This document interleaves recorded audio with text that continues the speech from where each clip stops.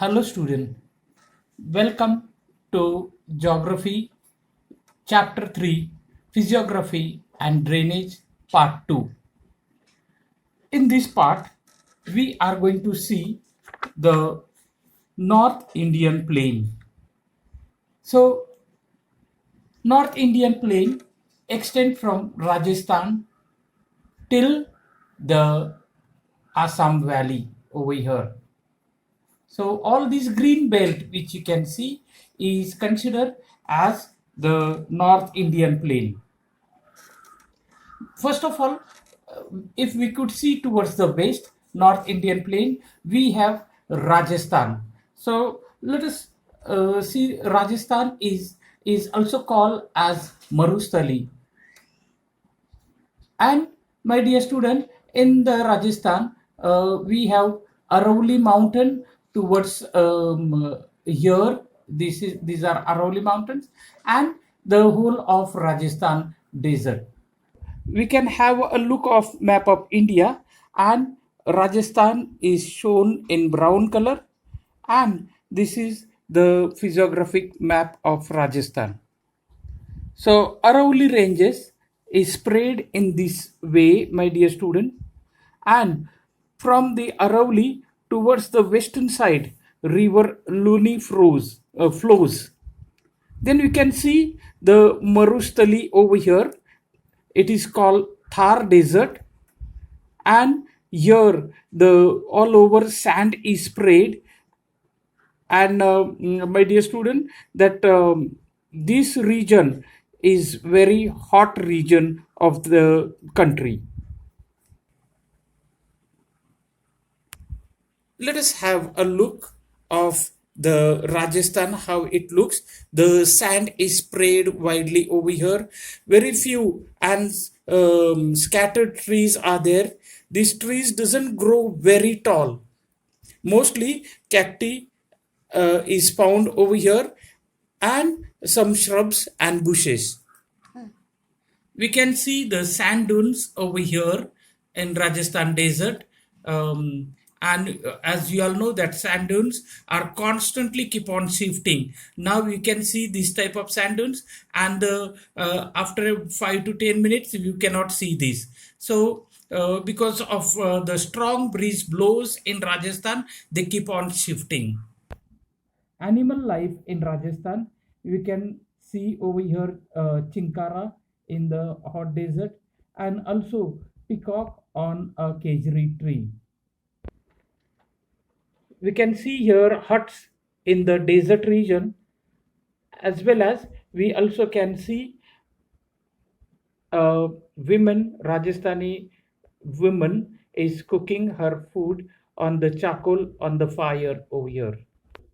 Camel safari is very famous in Rajasthan, and people like to travel through the desert in Rajasthan desert.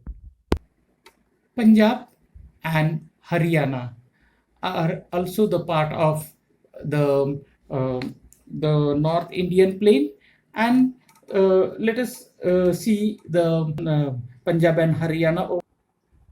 So you can see, my dear student, Punjab and Haryana map over here.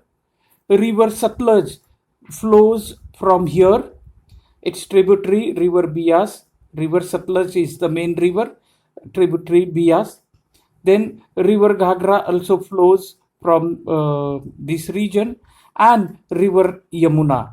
So these are the main rivers of Punjab and Haryana.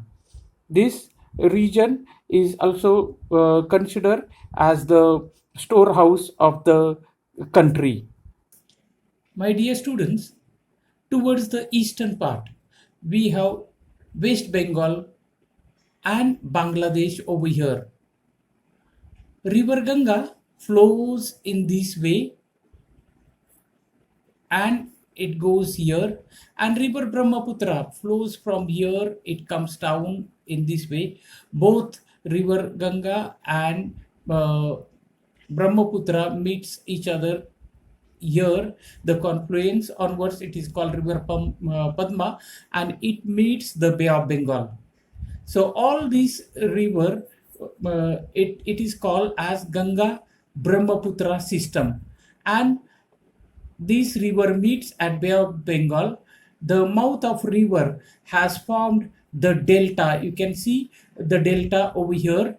This from here it is called as Sundarban.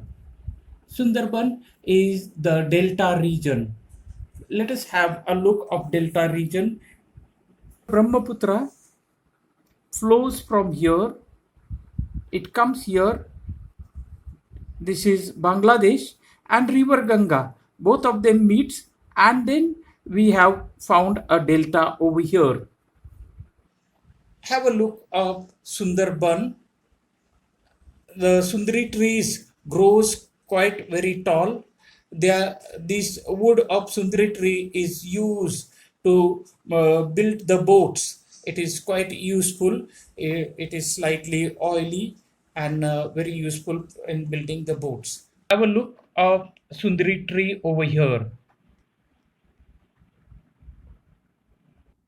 Agriculture is done in the Delta region. It is considered to be the world's largest delta. Physiographic division is the peninsula. The peninsula means a region which goes on tapering towards the Indian Ocean. So Indian Ocean lies downside and this tapers off towards the Indian Ocean. This region is called as Peninsula region. Over here we can see the Aravalli ranges and followed by different plateaus. Malwa Plateau, Mewar Plateau, Bundelkhand, Bhagelkhand. After that, we can see here the Vindhyachal ranges. Then we see river Narmada flows. Then the Satpura ranges, river Tapi flows over here. And then we come down. This is called from here, it begins the Western Ghats till downside here. This is called Western Ghats. The Sahyadri mountain ranges are widely spread. And the coastal region, the green part, you can see a small strip, is called as the Western Coastal Plain. And towards the eastern side, we can also see the green part, which is a little bit wide one. And this is called the Eastern Coastal Plain. So in this way, my dear student, we are seeing that this is a peninsular region. In the peninsular region, we can see Maharashtra Plateau, then Telangana Plateau, Karnataka Plateau. So these are the division of the peninsular part. Have a look of Maharashtra Plateau over here. Then the Telangana Plateau and the Karnataka Plateau.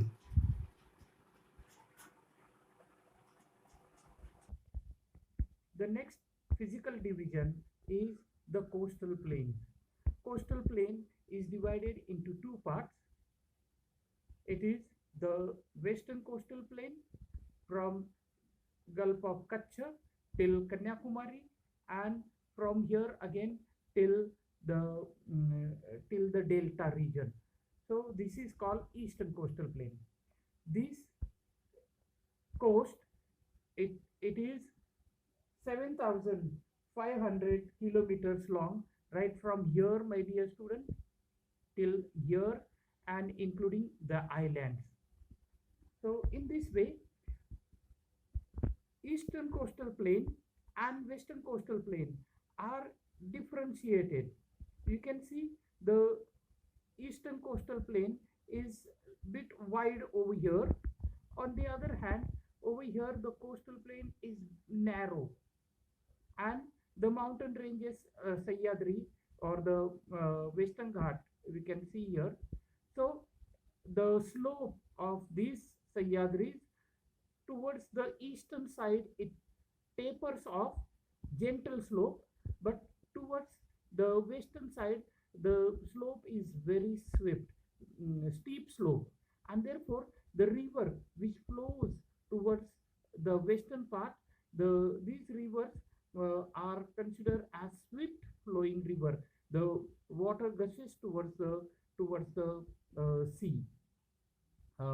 for example, river Vasisti, or there are quite a many rivers. As we go on towards the eastern Ghats, the because of the gentle slope, the rivers which flows towards the Bay of Bengal are the water flows slowly. The major river over here is river Godavari, river Krishna, and river Kaveri. These are the three rivers, and it is called as river Godavari system. So Godavari is the longest river in the peninsular region. This region has formed the deltas, river Godavari delta, river Krishna delta, and river Kaveri delta. Therefore, my dear student, like the Western Ghat is the continuous stretch of mountain ranges. On the other hand, towards the eastern, it is not continuous stretch because of river Godavari, river Krishna, and river Kaveri. The ranges are broken in between. The deltas are formed, and therefore these ranges are not continuous. Hence, it is considered as the broken ranges. So Eastern Ghat is not the at one stretch. On the other hand, Western Ghat stretches together. Both the Ghat comes and meets at Nilgiri mountain over here.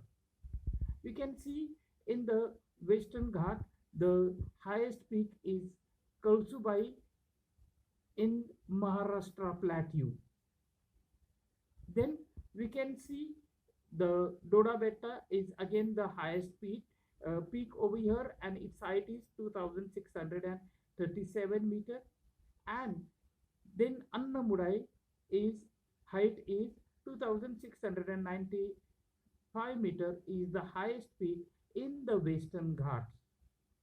In the Eastern Ghats, Mahendragiri is the highest peak in Eastern Ghats. So the next division, physiographic division, is the island group. We have small different islands towards the mainland of India, and then we also have the towards the western part Lakshadweep group of island, and towards the east we have the Andaman and Nicobar group of islands. The island in the Arabian Sea are known as Lakshadweep, whereas in the Bay of Bengal is called as Andaman and Nicobar Island. Most of the islands in Lakshadweep are atoll island. Atoll means ring-shaped island. They are mostly formed out of the shells and conches which has become very hard, and then these atoll islands are formed. They are small in extent and not very high. Then we go to Andaman and Nicobar group of islands. Islands in the Andaman group are mainly volcanic islands. Because of volcano, these islands are formed. They are large with hills in their interior parts of includes an island called Barren Island, which has only active volcano in India. So have a look of active volcano over here. So Barren Island is here, my dear student, which is the active volcano, and there are atolls in Nicobar group of islands. Downside we can this is Andaman group of island and Nicobar group of island. Some places there are the atolls also, and here Indira Point is the last tip of India. Indira Point, some part is also submerged in the water now. Here we have finished, my dear student, the Indian physiographic groups of India. They are divided into 5 groups: the Himalayas, the North Indian plains, the peninsular, the coastal plains, and the group of islands, which we have seen already. And my dear student, now let us see Brazil in the next part.